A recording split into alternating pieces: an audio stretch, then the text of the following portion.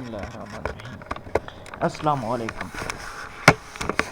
जो बेटा basic physiology में हम मसल्स को डिस्कस कर रहे हैं, तो मसल्स के साथ ही हमने अपने फर्स्ट लेक्चर की जो लिया था उसमें हमने मस्कुलर सिस्टम को डिस्कस किया था। मस्कुलर सिस्टम के अंदर जो है हमने मसल्स की टाइप्स को डिस्कस किया था according to the presence or striations या non striated due to the presence of their location। Heart muscles हैं, कार्डिक मसल्स जिसको बोलते हैं, स्केलेटल मसल्स हो गए या फिर स्मूथ मसल्स हो गए, ठीक है जी। और वो ब्रांच हैं, नॉन ब्रांच हैं। इस तरह से हमने डिफरेंट जो है क्राइटेरिया के ज़रिए जो मसल्स की टाइप्स हैं वो डिस्कस की थी, क्योंकि अब जो हमने सिस्टम शुरू किया हुआ है वो बेटा आपका मस्कुलर सिस्टम है। आपकी पूरी की पूरी बॉडी को जो मूवमेंट देता है, आपकी पूरी की पूरी बॉडी के अंदर जो है जो ब्लड सप्लाई करता है, जो मूवमेंट करवाता है फूड की और दूसरे पार्टिकल्स की, आपके विज़रल ऑर्गन्स के अंदर जो मौजूद होते हैं, तो ये मसल्स है। आज के लेक्चर में हमने जो चीज़ डिस्कस करनी है वो है structure of muscle cell. So structure of muscle cell आज हम डिस्कस करेंगे कि जो एक मसल आपको नज़र आ रहा होता है, मज़ीद इसके अंदर कौन कौन सी चीज़ें होती हैं, कौन कौन सा इसका मैकेनिज़्म है कॉन्ट्रैक्शन का, तो इसको हम दो लेक्चर्स के अंदर डिवाइड करेंगे। एक आज का लेक्चर है आपका और एक इसके बाद होगा, ठीक है जी। दो लेक्चर्स में हम स्ट्रक्चर ऑफ मसल्स को जो है बेटा डिस्कस करें। चलते हैं स्ट्रक्चर ऑफ मसल की जानिब। सबसे पहले तो आप ये देखें कि जो मसल सेल है वो क्या होता है। मसल जो एक मैथ है, मतलब कि एक मसल की जब हम बात करते हैं, फ़र्ज़ किया आपकी जो बाजू है उसका मसल है, ठीक है, या टांग का मसल है, या किसी भी जो है वो जगह का जो मसल है उसको हम जो है डिस्कस करते हैं। तो मसल मैस और muscle tissue is made up of large number of individual muscle cells और मायोसाइट्स।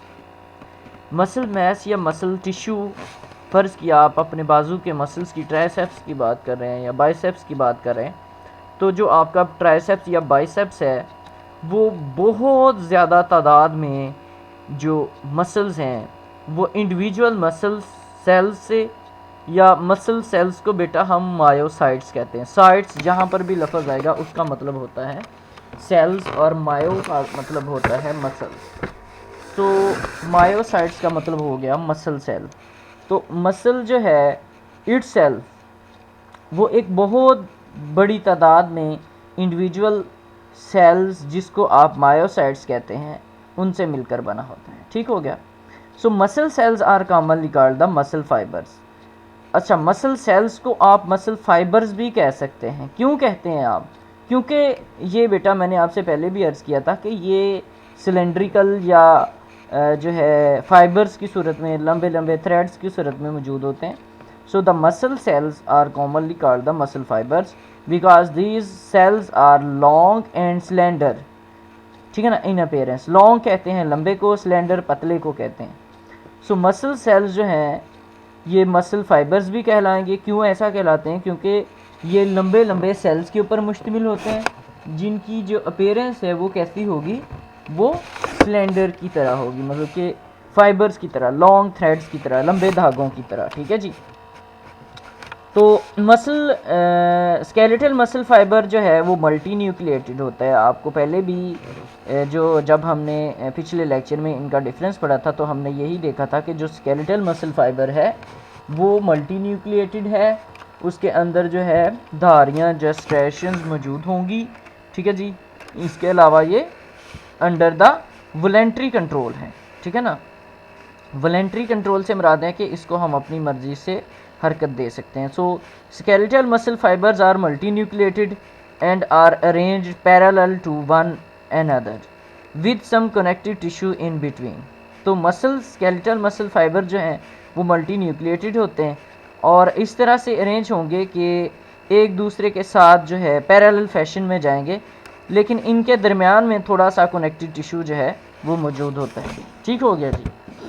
ये आप देखें, अब तो जब हम बाइसेप्स या ट्राइसेप्स से शुरू करेंगे तो ये देखें आपका जो मसल है वो बहुत ज़्यादा तादाद में मसल बंडल्स के ऊपर मुश्तमिल होता है, और ये बोन के साथ जो है टेंडन या लेगमेंट के ज़रिए जो है ये जुड़ा होगा।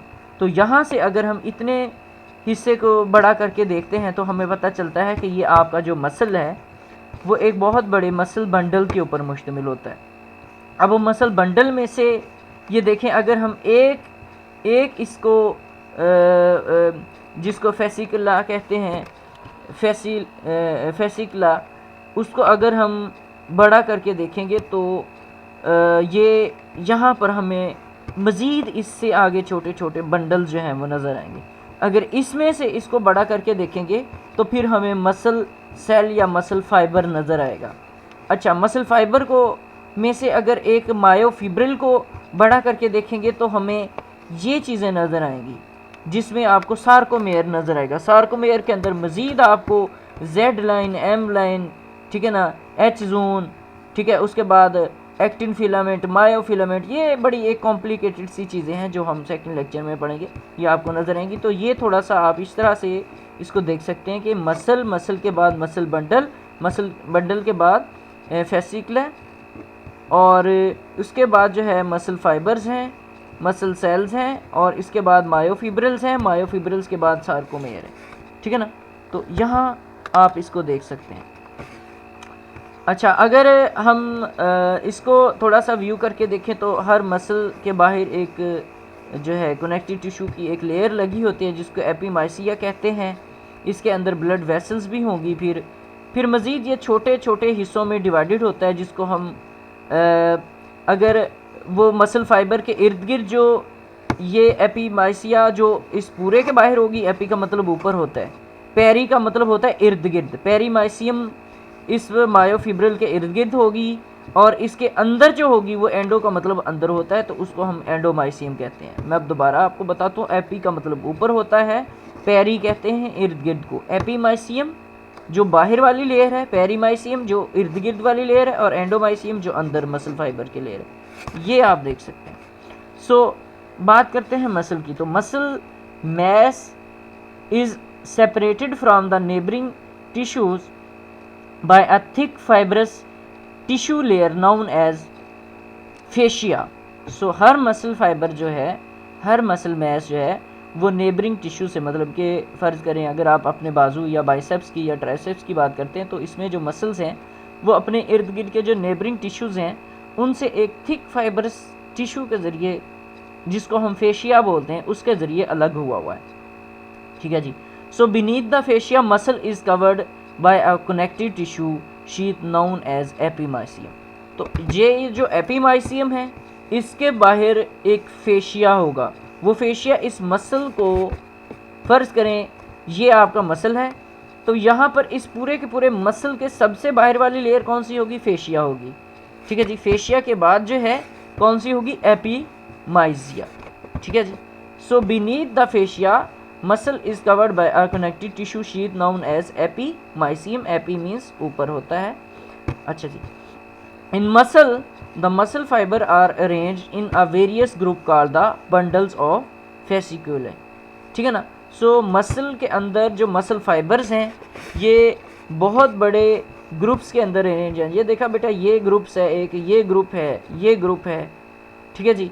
तो इस तरह से जो है इनको फिर हम क्या बोलेंगे? इनको हम बोलेंगे फेसिक्यूले, ठीक है ना। तो फेसिक्यूले जो है वो क्या है? मसल फाइबर्स के जो बंडल्स हैं, ठीक हो गया। अब देखिए, connective tissue sheet that covers the fasciculus is called the perimysium. तो अब जो ये देखें यहाँ पर ये मसल मैस है, मसल मैस में से एक हमने जो है मसल का जो पोर्शन है इसको हमने लिया है, मतलब कि हमने एक मसल फाइबर ले लिया। अब मसल फाइबर जो है इसमें देखिए आप कि ये जो एक पूरा यूनिट है इसको हम कहते हैं मसल फेसिक्यूले या फेसिक्यूलस। तो मसल जो फेसिक्यूलस है इसके इर्द गिर्द जो एक लेयर होगी कनेक्टिव टिश्यू की वो कहलाएगी एपिमाइसियम, और मसल फेसिकुलस के जो इसके अंदर जो होगी वो कहलाएगी एंडोमाइसियम, ठीक है जी। और इसके इर्द गिर्द जो होगी वो कहलाएगी पेरीमाइसियम। तो एपी ऊपर, पेरी इर्द गिर्द और एंडो इसके अंदर। सो एक मसल फेसिकुलस के अंदर जो लेयर होगी वो एंडोमाइसियम कहलाएगी, उसके बाहर जो होगी वो पेरी, इर्द गिर्द वाली पेरी, और सबसे बाहर जो होगी वो एपीमाइसियम कहलाएगी, ठीक है जी। यही वो बता रहा है कि connective tissue sheath that covers each fascicle is called the perimysium. हर फेसिकुलस के इर्द गिर्द जो होगी वो पेरीमाइसियम है। Each muscle fiber is covered by the connective tissue layer called the endomysium. तो अब फेसिकुलस के अंदर एक मसल फाइबर आ जाएगा, मतलब कि फेसिकुलस बड़ा है, उसके अंदर एक छोटा यूनिट है जिसको मसल फाइबर कहते हैं। इसके इर्द गिर्द जो लेयर होगी वो एंडोमाइसियम कहलाएगी, मसल फाइबर के इर्द गिर्द। यहाँ से भी आप देख सकते हैं ये टेंडन है, ये डीप फेशिया है, ठीक है ना, ये फेशिया होगी। उसके बाद क्या होगी? एपीमाइसियम। एपीमाइसियम के बाद क्या होगी? पेरीमाइसियम। ये ब्लड वेसल्स हैं। ये आपका एक फेसिकुला आ जाएगा। फेसिकुला के अंदर जो है ये जो है ये मसल फाइबर एक आ जाएगा। मसल फाइबर के इर्द गिर्द जो है जो लेयर होगी वो क्या कहलाएगी? वो कहलाएगी, इसके अंदर जो ये वाली लेयर है ये एंडोमाइसियम कहलाएगी, और जो फेसिकुलस के इर्द गिर्द लेयर होगी वो क्या कहलाएगी? पेरीमाइसियम, ठीक है जी। तो पेरीमाइसियम, एपीमाइसियम और एंडोमाइसियम। इसी तरह से जो है जो मसल फाइबर है उसके अंदर और मज़ीद छोटा एक यूनिट है जिसको हम मायोफिब्रिल कहते हैं, और उसके इर्द गिर्द जो लेयर होगी वो होगी सार्कोलीमा, ठीक है जी। तो इस तरह से इसके अंदर ब्लड सप्लाई भी जाती है और इसके अंदर जो नर्वस सप्लाई है वो भी जाती है। ख़ास तौर पे इसके अंदर जो है मोटर न्यूरॉन्स जाएंगे जो कि आपके वॉलेंट्री जो है एक्शन को यकीनी बनाते हैं। और इस मसल सेल के अंदर मायोफिब्रिल के अंदर बहुत ज़्यादा तादाद में माइटोकॉन्ड्रिया होते हैं। क्यों होते हैं? आपको पता है कि माइटोकॉन्ड्रिया पावर हाउस होते हैं और मसल्स को बहुत ज़्यादा एनर्जी चाहिए, कॉन्ट्रैक्शन और रिलैक्सेशन के लिए ATPs चाहिए।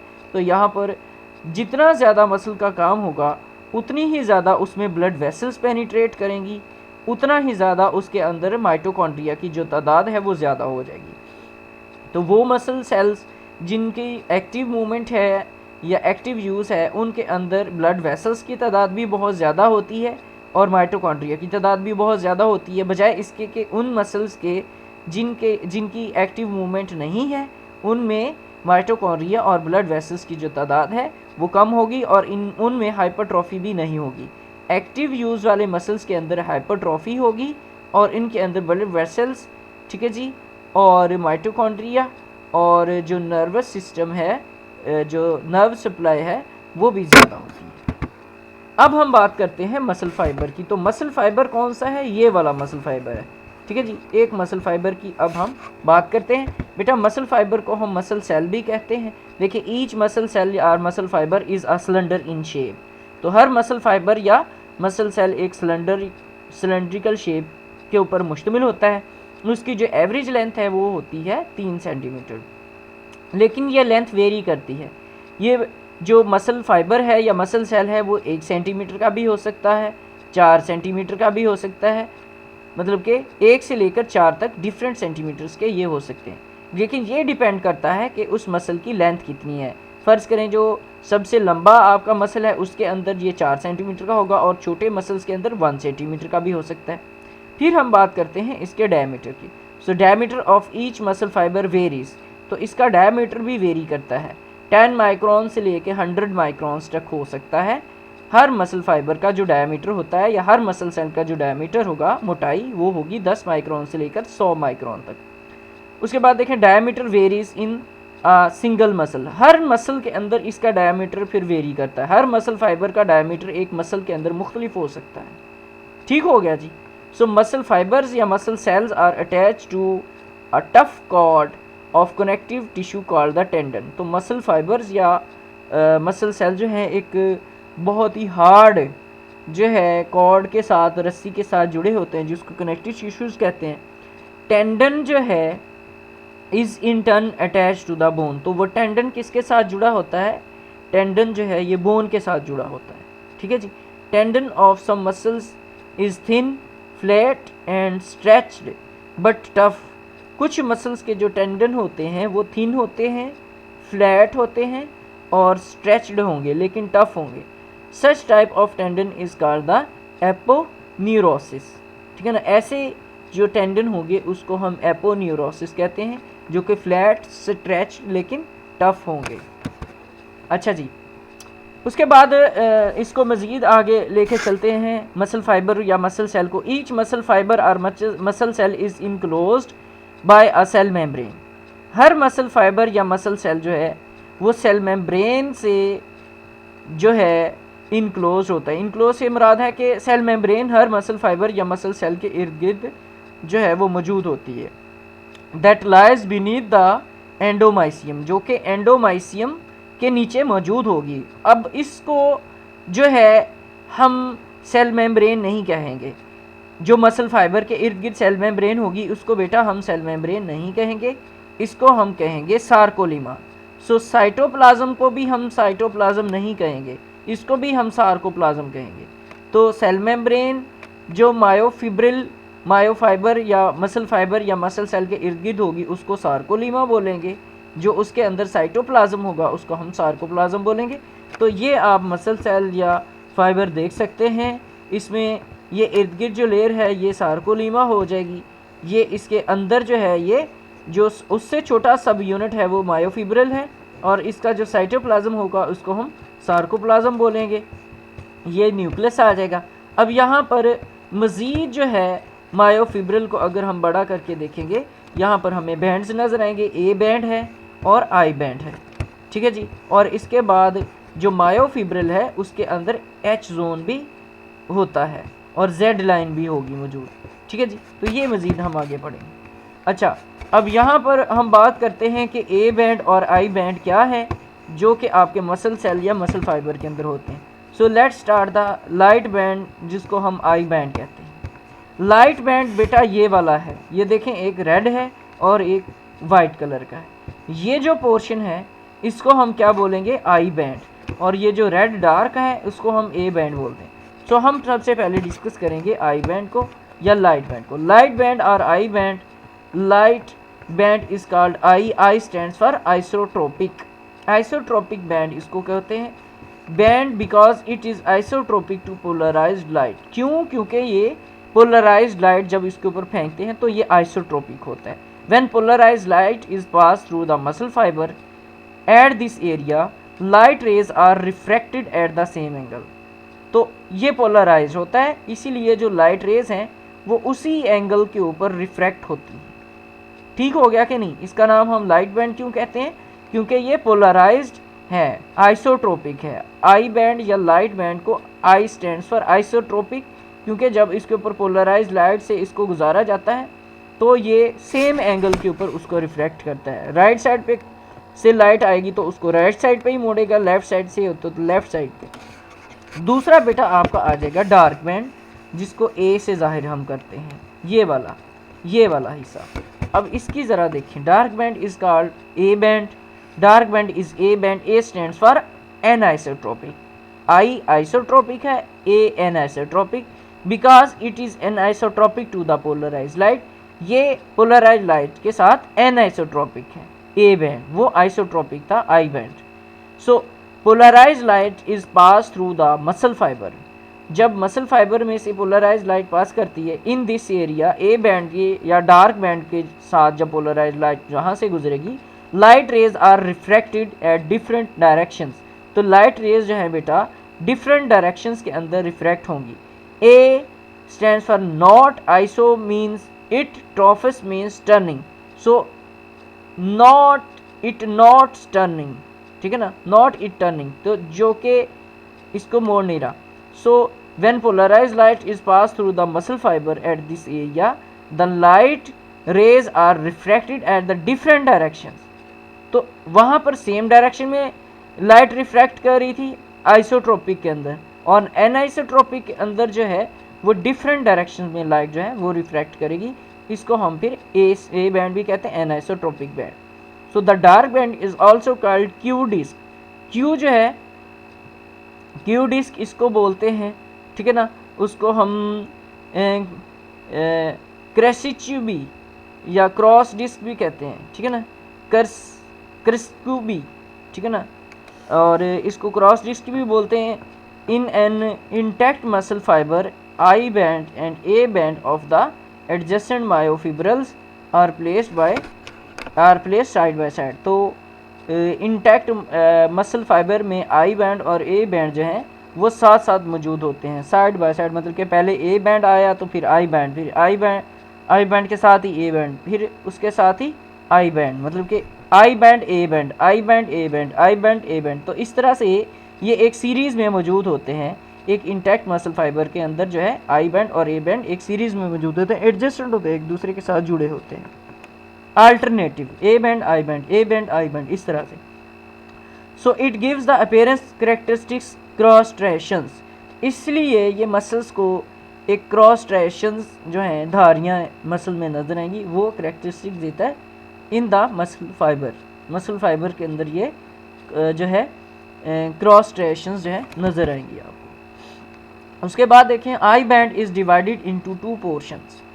आई बैंड जो है वो बेटा 2 पोर्शंस के अंदर जो है वो डिवाइड हुआ होता है। आई बैंड जो है वो 2 पोर्शंस के अंदर डिवाइड हुआ होता है by means of a narrow and dark line called the Z line और ज़विश लाइन, जेड डिस्क, ठीक है ना, in German ज़विश line between the disc. So Z line is formed by the protein disc which does not permit the passage of light. The proportion of myofibril in between two Z line is called the sarcomere. अब ज़रा यहाँ पे आप इसको देख लें, पहले हम इसको यहाँ पर देखते हैं। देखिए अभी पहले बेटा हमने पढ़ा है ए बैंड। सबसे पहले तो आप ये देखें कि जो मसल फाइबर है उसके अंदर होता है मायोफिब्रल। अब मसल फाइबर जो है इसमें आपको लाइट और डार्क बैंड नज़र आएंगे। ए जो है वो डार्क बैंड है, एन आइसोट्रोपिक बैंड है, आई जो है वो लाइट बैंड है, आइसोट्रोपिक बैंड है। अब जब हम इसको देखते हैं मसल फाइबर को, तो इसके अंदर मसल फिब्रल या मायोफिब्रल मौजूद होता है। अब इसी तरह से ए बैंड को मज़ीद जब हम देखते हैं तो ए बैंड के अंदर जो डार्क बैंड है उसमें भी एक सफ़ेद कलर की लाइट मौजूद होती है। बात समझ गए, जिसको हम एच जोन कहते हैं। H stands for heel, heel for रोशनी, हेल फॉर रोशनी। और जो जेड लाइन है, जो लाइट कलर वाला आई बैंड है, लाइट बैंड के अंदर एक डार्क लाइन नज़र आएगी, उसको हम जेड लाइन कहते हैं। बात समझने की कोशिश करें। जो मसल फाइबर है वो 2 बड़े बड़े हिस्सों के ऊपर मुश्तमिल होता है, A band dark band, I band light band. अब डार्क बैंड के अंदर एक लाइट वाली लाइन होगी जिसको हम एच जोन कहते हैं, और लाइट बैंड के अंदर एक डार्क वाली लाइन होगी जिसको हम जेड लाइन कहते हैं। ओके हो गया।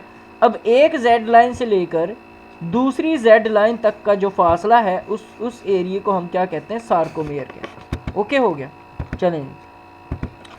सो यहाँ पे वो दोबारा कहते हैं कि I band is divided into 2 portions by the means of narrow and dark lines called the Z line. तो आई बैंड के अंदर जेड लाइन होगी, ठीक है जी। तो Z line is formed by the protein disc which does not permit the light to pass. The proportion of myofibril in between the 2 Z line is called the sarcomere. So एक 2 Z line के दरमियान वाला जो हिस्सा है उसको हम sarcomere बोलते हैं। Dimensions of structure in skeletal muscles, ये आप देख सकते हैं बेटा यहाँ पे, ठीक है जी। Dimension and structure of the skeletal muscles.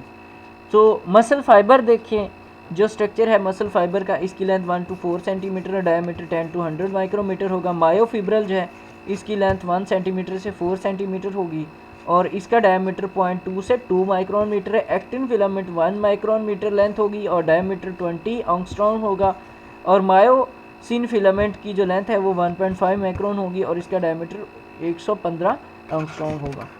सो अब हम बात करेंगे सार्कोमेयर की, जो कि 2 जेड लाइन के दरमियान में है। और जेड लाइन किसके अंदर थी? लाइट बैंड के अंदर, आई बैंड के अंदर, ठीक है जी। और ए बैंड डार्क बैंड के अंदर एक रोशनी वाली किरण थी, एक रोशनी वाली लहर थी, एक रोशनी वाला हिस्सा था उसको हम एच जोन कहते थे। ठीक हो। सो सार्कोमेयर देखें, सार्कोमेयर क्या है? Sarcomere is defined as structural and functional unit of the skeletal muscle. So sarcomere is the structural and functional unit of the skeletal muscle. It is also called basic contractile unit of the muscle. Extension क्या है? Each sarcomere extends between the two Z line of the myofibril. Thus each myofibril contains many sarcomeres arranged in series throughout its length. तो ये बात भी ठीक है। When the muscle cell is relaxed, जब muscle cell relax होता है तो average length of each sarcomere is 2 to 3 micron. तो हर सार्कोमेयर की जो लेंथ है वो 2 माइक्रोन या 3 माइक्रोन तक हो सकती है। कंपोनेंट्स देखें, अब ज़रा आप ये देखें, ये क्या है? आई बैंड, और ये क्या है? A band. ए बैंड के अंदर एच जोन है और आई बैंड के अंदर जेड लाइन है। आई बैंड क्या है? लाइट बैंड है। ए बैंड क्या है? डार्क बैंड है। लाइट बैंड के अंदर एक काली लेयर है और जो डार्क बैंड है उसके अंदर एक रोशनी की सफ़ेद लेयर है। तो ए बैंड के अंदर एच जोन आ जाएगी और आई बैंड के अंदर जेड लाइन आ जाएगी। तो एक जेड लाइन से लेकर दूसरी जेड लाइन तक का जो फासला है इसको हम क्या बोलेंगे? सार्कोमेयर बोलते हैं। ठीक है जी, सार्कोमेयर। अब देखिए, each myofibril consist of an alternate dark A band and जो है light I band. So in the middle of A band there is a light area called the H zone. H for hell for Roshni. In German H Hansen discovered, उसने उसको किया था. So in the middle of H zone lies the middle part of the myosin filament. तो H zone के अंदर myosin filament ये जो है, देखें अब इसमें फिर आगे दो फिलामेंट्स आ जाते हैं. एक होता है एक्टिन फिलामेंट जो कि जो है पूरे का पूरा आई बैंड के अंदर होगा लेकिन थोड़ा सा ए बैंड के अंदर भी होगा. और दूसरा कौन सा होगा? मायोसिन फिलामेंट जो कि पूरे का पूरा किसके अंदर होगा? सिर्फ ए बैंड के अंदर ही होगा. देखें, in the middle of the H zone. अब एच जोन के दरमियान में जो है ये कहाँ से गुजरती है? ये एच जोन कहाँ से गुजरती है? मायोसिन फिलामेंट के अंदर. ये जो रेड कलर का आपको नज़र आ रहा है ये मायोसिन फिलामेंट. तो जो एच जोन है वो मायोसिन फिलामेंट के दरमियान से गुजरती है. देखें, in the middle of H zone lies the middle part of the myosin filament. So this is called the M line. ठीक है ना, इसको हम क्या कहते हैं? M line. इसके अंदर से ये जो है इसको हम क्या कहते हैं? M line. M जर्मन में मिडल या मिडल को कहते हैं. M line is formed by the myosin binding proteins. M line जो है वो किससे बनती है? myosin binding protein से. So इलेक्ट्रॉन माइक्रोस्कोपी जब करें इसकी तो फिर क्या नजर आता है? Electron microscopy studies reveal that sarcomere consists of many thread-like structures called the myofilaments. तो इसको फिर हम मायोफिलामेंट्स कहते हैं. मायोफिलामेंट्स के आगे दो टाइप्स है, एक्टिन फिलामेंट्स और मायोसिन फिलामेंट्स. ठीक है जी, ये आपको नज़र आ रहे हैं. ये रेड वाला जो है वो मायोसिन फिलामेंट है और ये जो ब्लू वाला है वो क्या है? Actin filament. एक्टिन फिलामेंट को देखें. Actin filaments are the thin filaments which with a diameter of 20 angstrom and the length of 1 micron. Actin filament जो है उनका डायमीटर कितना है? 20 एंगस्ट्रॉम और उनकी लेंथ है 1 micron. So these filaments extends either side of the Z line, run across I band and enter into the A band up to the H zone. देखें, ये सारे के सारे किस में लाई कर रहे हैं? ये सारे के सारे आई बैंड या लाइट बैंड के अंदर हैं ये वाले, लेकिन इंटर हो रहे हैं ए बैंड के अंदर. कहाँ तक? एच जोन तक. तो ये सारे के सारे आई बैंड के अंदर हैं लेकिन ए बैंड में भी इंटर हो रहे हैं एक्टिन फिलामेंट्स. कहाँ तक? एच जोन तक. जहाँ एच जोन ख़त्म होती है साथ ही ये ख़त्म हो जाते हैं. ठीक हो गया. और दूसरे हैं मायोसिन फिलामेंट्स. मायोसिन फिलामेंट्स जो हैं वो थिक फिलामेंट्स कहलाते हैं और इनका डायमीटर 115 एंगस्ट्रॉम है और इनकी लेंथ 1.5 माइक्रोन है, 1.5. So these filaments are situated in the A band. तो ये सिर्फ और सिर्फ ए बैंड के अंदर ही होंगे, आई बैंड के अंदर ये नहीं जाएंगे. जबकि जो एक्टिन फिलामेंट्स हैं वो आई बैंड के अंदर भी है और ए बैंड के अंदर भी हैं. कहाँ तक है? एच जोन तक. ठीक हो गया. सो क्रॉस ब्रिजेस देखें. सम लेटरल प्रोसेसेस जिसको प्रोजेक्शंस कहते हैं वो क्रॉस ब्रिजेस हैं that arise from each myosin filament, जो हर मायोसिन फिलामेंट से शुरू होती हैं. So these bridges have in large structure called the myosin heads of eight there tips. तो इनको ये ब्रिजेस जो हैं ये लार्ज स्ट्रक्चर के ऊपर मुश्तमिल होते हैं जिसको हम क्या कहते हैं? मायोसिन हेड्स इसको कहते हैं। So myosin heads attach themselves to the actin filaments. तो मायोसिन जो है उनके जो हेड्स हैं वो किसके साथ जुड़े होंगे, एक्टिन फिलामेंट्स के साथ। तो these heads pull the actin filaments during the contraction of the muscle by the means of the mechanism called the sliding mechanism और रिटैच मैकेनिज्म। तो ये एक्टिन फिलामेंट्स जो हैं और मायोसिन फिलामेंट्स ये एक दूसरे के साथ जो है एक दूसरे को ओवरलैप करते हैं ड्यूरिंग द मसल कॉन्ट्रैक्शन। इसको हम कहते हैं mechanism of muscle sliding. So during the contraction of the muscle the actin filaments glide down between the myosin filaments towards the center of the H zone and approaches to the corresponding actin filaments from the next Z line। अब ज़रा इस बात को देखें, during the contraction of the muscle क्या होता है कि एक्टिन फिलामेंट्स जो है वो ग्लाइड डाउन करते हैं बिटवीन द मायोसिन फिलामेंट्स। देखें अब जो एक्टिन फिलामेंट्स हैं ये यहाँ से यहाँ तक आएंगे और ये यहाँ तक आए। तो एक्टिन फिलामेंट्स कहाँ तक, ये जो ब्लू वाला है एक्टिन फिलामेंट ये यहाँ से यहाँ आ जाएगा और ये वाला यहाँ से यहाँ आ जाएगा। ठीक हो गया जी। सो वो यही कह रहे हैं कि during the contraction of the muscle actin filaments glide down between the myosin filaments towards the centre of the H zone and approaches to the corresponding actin filaments, ठीक है ना, from the next Z line. तो अब अपने से आगे वाली जो जेड लाइन है उसके एक्टिन फिलामेंट्स तक ये पहुँचेगा।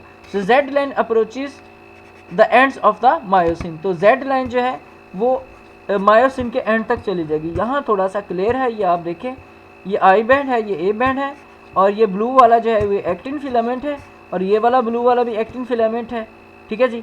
तो होगा क्या होगा ये कि ये वाला जो एक्टिन फिलामेंट है ये यहाँ तक आ जाएगा, ये वाला एक्टिन फिलामेंट यहाँ तक आ जाएगा और एच जोन जो है ये डिसअपेयर हो जाएगी। ठीक है ना, एच जोन यहाँ पे, और ये जो रेड वाला है ये क्या है, मायोसिन फिलामेंट, और ब्लू वाला एक्टिन फिलामेंट हो गया। तो ड्यूरिंग द मसल कॉन्ट्रैक्शन क्या होगा, ये देखें ये नॉर्मल मसल है जहाँ पर एक एक्टिन यहाँ है और एक एक्टिन यहाँ, और इनके दरम्यान में ये फासला है, एच जोन मौजूद है। लेकिन जब मसल कॉन्ट्रैक्ट करता है तो ये जो एक्टिन है ब्लू वाला ये भी आगे आ जाएगा, ये भी आगे आ जाएगा और एच जोन यहाँ पे डिसअपेयर हो जाएगी। ठीक है जी। और इस तरह से मसल जो है वो कॉन्ट्रैक्ट कर जाएगा। So myofilaments so that the H zone and I bands are shortened during the contraction of the muscle. So during the relaxation of the muscle the actin filaments and Z lines come back to the original position। तो इसके साथ ही जो है जैसी muscle contraction जो है वो relaxation होती है तो उसके साथ ही वो एक्टिन और मायोसिन जो फिलामेंट्स है वो अपनी अपनी जगह पे आ जाएंगे और एच जोन और एच जेड लाइन जो है वो दोबारा वापस आ जाती है। ठीक हो गया। ये बेटा लेक्चर आपका अभी आधा हुआ है, इसके मज़ीद आगे हम और भी पढ़ेंगे, लेकिन इसके साथ ही चूँकि आप लोगों के ऊपर भी बर्डन नहीं डालना, टाइम भी हो गया, तो हम इस लेक्चर को वाइंड अप करते हैं। यहाँ तक अगर किसी को समझ ना आई हो तो मुझसे पूछ सकते हैं। इसको बेटा आपने ख़ास तौर पे याद करना है क्योंकि ये समझ आएगा तो इसके साथ ही जो है अगला लेक्चर भी आपको समझ आएगा। अगर ये समझ नहीं आएगा तो फिर अगला लेक्चर आपको समझ जो है नहीं आएगा। इसी से ही हम जो है अपने अगले लेक्चर को शुरू करेंगे। ठीक है जी। तो थैंक यू सो मच आप लोगों के लिए। और इसको बेटा ख़ास तौर पे आपने देखना है, ये थोड़ा सा है इस तरह से कि इसको समझ के जो है वो चलना पड़ेगा। Thank you so much. अल्लाह हाफ़िज़।